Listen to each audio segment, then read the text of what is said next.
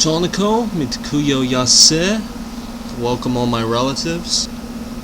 Now, I made an attempt earlier to do a Lakota language video. The reason that I am so keen to try to get these done and get these right is because Native American language is kind of disappearing. There were originally 300 different spoken languages in North America. Today there's maybe about half of that, and it's assumed that if nothing is done, that by the end of the century there's only going to be 50 spoken Native American languages left.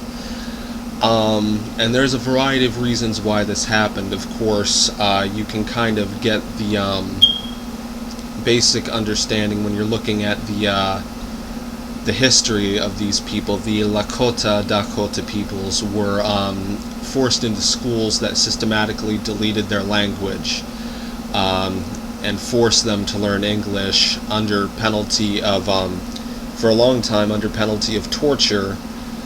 And then as things changed, under penalty of being openly mocked and bullied in front of the teacher, or in front of the class by the teachers, to stop speaking that. But generally only 2,000 people still speak the Lakota language, and that's including all of the dialect, all three dialects, all three versions, and that's something that they are trying to reverse. And this is a very interesting language, one that I think is worth keeping around and worth learning. Me, myself, having a little bit of Lakota blood, I just wanted to get into this one first, and hopefully as I go on I'm going to try and get into as many of these languages as possible, even the more or less extinct ones. And we'll just see how many I can do, but generally I'm just going to be focusing on one dialect per language. These videos are going to be on the language of the Lakota Dakota peoples. Also technically the Assiniboine, although their dialect is somewhat different, but generally, I'm just going to be focusing on the Lakota dialect,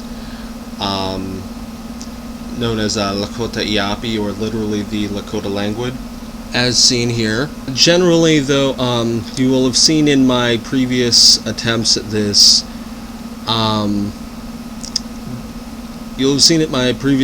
that I called them Oglala. That is kind of up for debate as far as I'm concerned. Oglala is a combination of, Oglala is a contraction of two words in the language, Okla and La. La just kind of provides emphasis. Okla means to scatter your own. However, there is another word, Oklak, that ends with a G, at least in the dictionary. Oklak La, which could, as far as I believe, also be contracted to Oglala, would mean the way that you talk about your own people, your personal business, your life.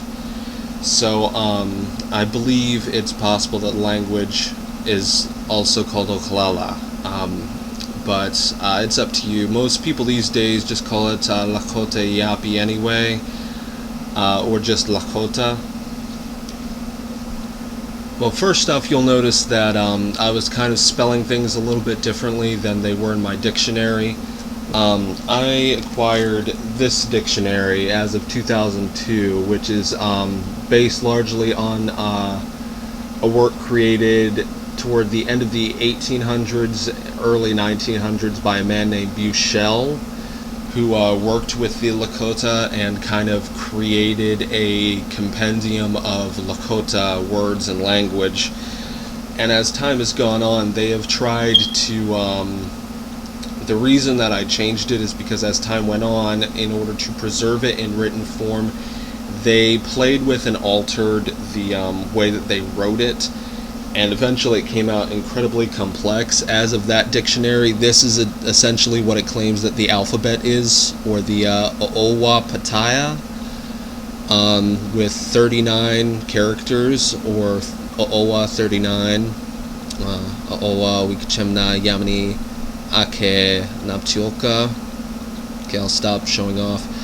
But generally, you'll see that there are lots of weird doubled up letters with the a vowel with a weird N with a hook on it. Those are nasal vowels. I've kind of changed that. There's a lot of letters with apostrophes following them. That is a glottal stop. Technically, with that being so many, altering so many different letters, they should have just made that its own letter. That, I don't know. There's a lot here that just kind of got a little bit out of control.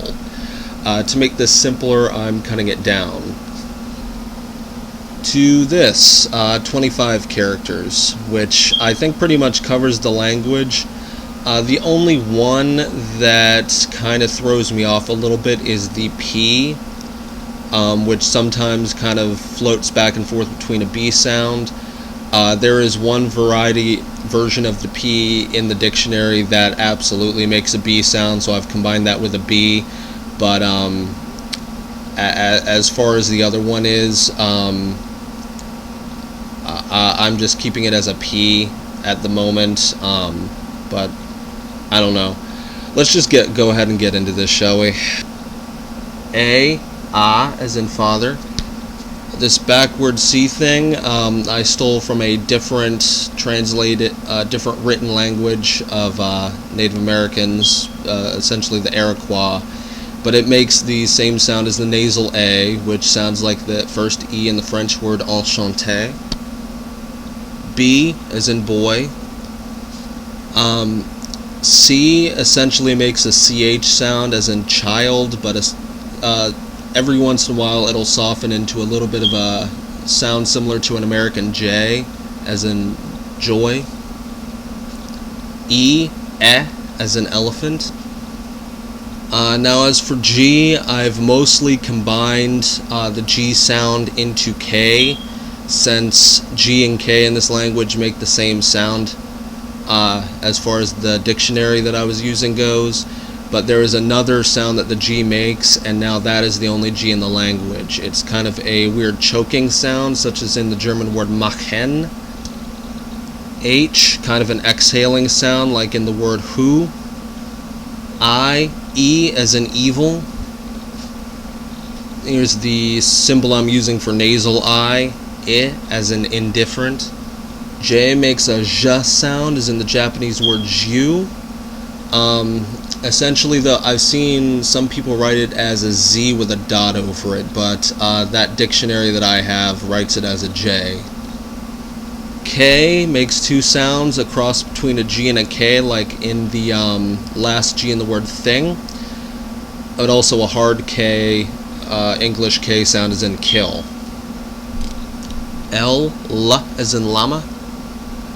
M, moon. N, never. O, old.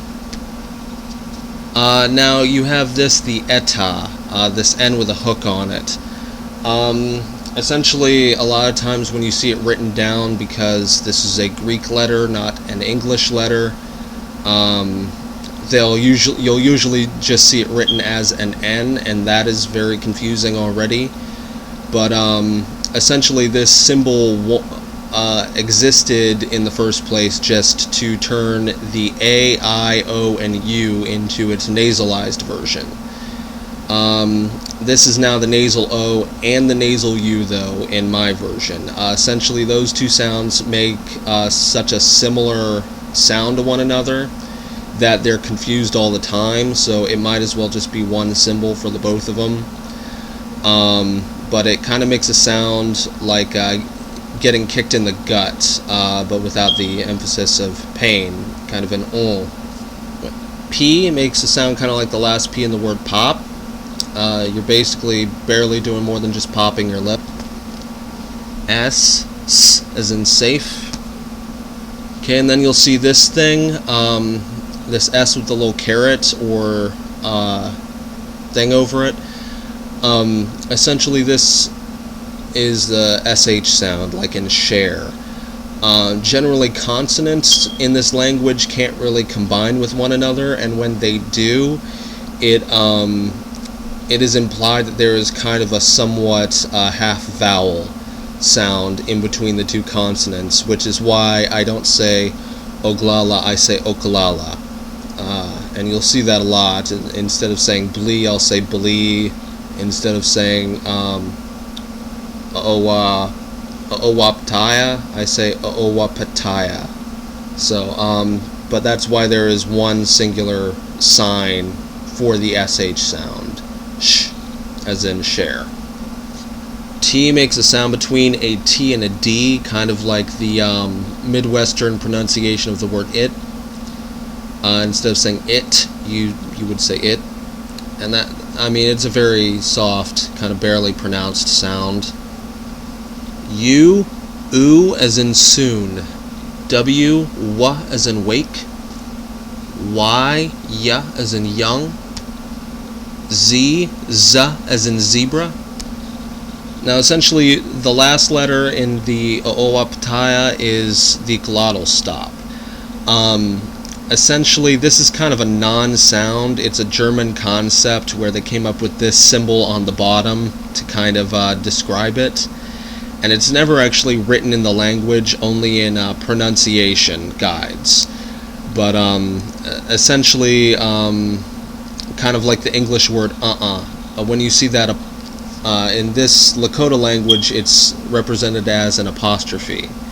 And when you see that apostrophe, it essentially means that you pronounce each letter on either side of it distinctly and separately.